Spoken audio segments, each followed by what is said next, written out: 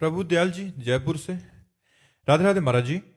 महाराज जी, ऋषि दुर्वासा जी और राजा अम्बरीश जी के प्रसंग में एक जिज्ञासा प्रकट होती है कि भगवत प्राप्त उच्च कोटि के ऋषि में भी ब्रह्म ज्ञान होने के बाद भी अहंकार जाग सकता है महाराज जी? देखो, भगवान जब लीला कराना चाहते हैं तो किसी में कुछ भी जाग सकता है।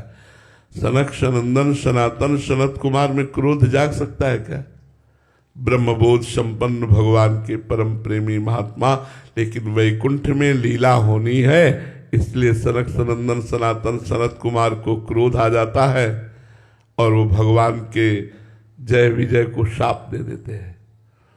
ऐसे ही दुर्वासा और अम्बरीश जी के चरित्र में एक दैन्य भक्त की महत्ता, जो दैन्य अकिंचन भगवान के चरणारविंद में पूर्ण आश्रित और एक तप प्रधान ज्ञानी महात्मा, महान तपस्या से युक्त, जो बलकल की लंगोटी लगाता है, दूर्वा दूब का रसपान करता है और निरंतर भगवत चिंतन परायण है, और एक तरफ चक्रवर्ती सम्राट रानी महल सब व्यवस्था है, लेकिन सावई मना कृष्ण पदारविंदो, मन केवल भगवान में है।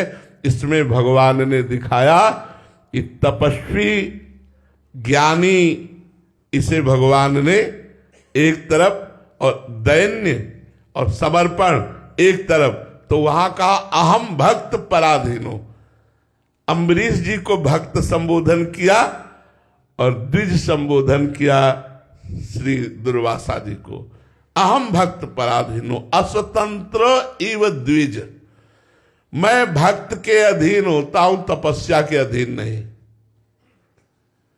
अम्बरीश जी की भक्ति के कारण भगवान के सुदर्शन चक्र ने परम सामर्थ्यशाली त्रिभुवन को शासन में रखने वाले दुर्वासा जी को पूरे त्रिभुवन में दौड़ाया, तापित करके।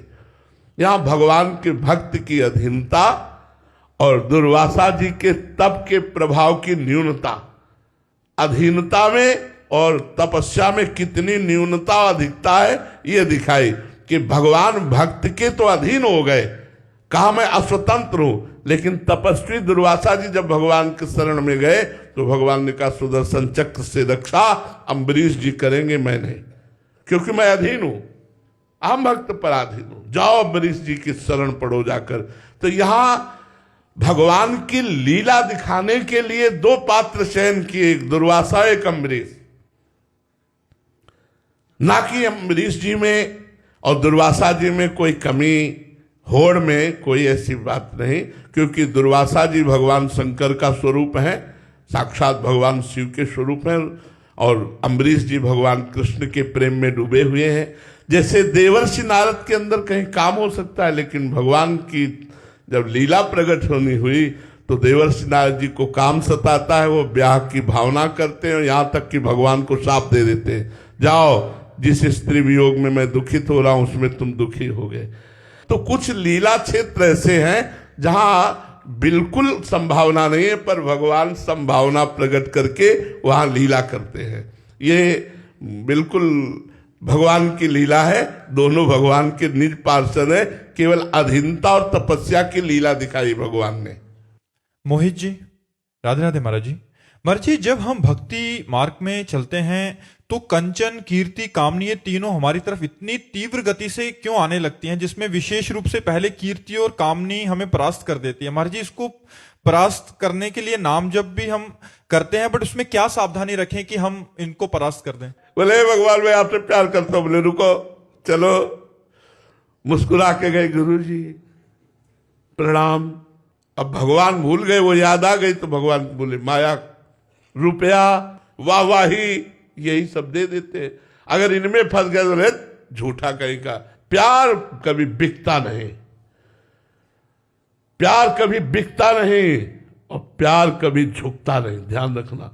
किसी भी विषय के आगे कभी झुकता नहीं है।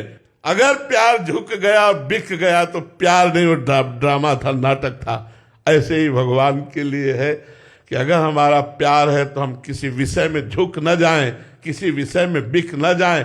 इतनी परीक्षा तो होगी यार, कैसी बात करते हो? आप हमारे पास आना चाहते हो तो इसका मतलब है आप हमको खरीदना चाहते हो। प्रेम में बिक जाना होता है। जितना भरोसा दृढ़, जितना आश्रय तो स्वामी को अधीन होना पड़ता है सेवक की। सेवक की सेवा स्वामी को अधीन करवा लेती। तो मेरे भगवान से जब कोई कहता है ना कि मैं प्यार करता हूं, तो कहते रुको हम डाल के सिक्का देखते हैं, तो हमें प्यार करते हो या हमारी माया से प्यार। इसीलिए कंचन, कामिनी, कीर्ति, ये तीन का प्रभाव बड़े जोर का है। और जो अगर लग गया तो खेलो, खिलौने खिलौने हैं, खेलो, भगवान से बाद में मिल लेना फिर कभी जब अवसर लगे। अब इस जन्म में तो अवसर लगना कठिन है, क्योंकि कंचन, कामिनी, कीर्ति के खेलों में मगन हो गए। तो ये जरूरी है। खिलकोटि ब्रह्मांड परमात्मा से मिलना है तो फिर आपको एक बार तो तैयारी करनी पड़ेगी ना कि हमें केवल आपसे ही मिलना है, मुझे और कोई काम नहीं चाहिए, केवल मिलना है। जब हट करके तब आप वहां जा पाओगे। जैसे बच्चा खिलौने छोड़कर रोना शुरू करता है तो मां उसको अपनी बेटी भेजती, परिवार के भेजते। ऐसे अंतिम बात में रिद्धियां सिद्धियां भेजी जाती। अंतर्ध्यान हो जाना, बहुत रूप हो जाना, सबके मन की बात जान लेना, पहाड़ में भी प्रवेश कर जाना, एक ही समय में कई जगह उपस्थित रहना। ले ये चमत्कार, अगर इनको ले लिया तो भी गए। अंतिम समय रिद्धियां सिद्धियां भेजी, जब इनसे भी हट गया मन, इनको भी स्वीकार नहीं किया, तब भगवान आकर मिल जाते, तब गले लगा लेते।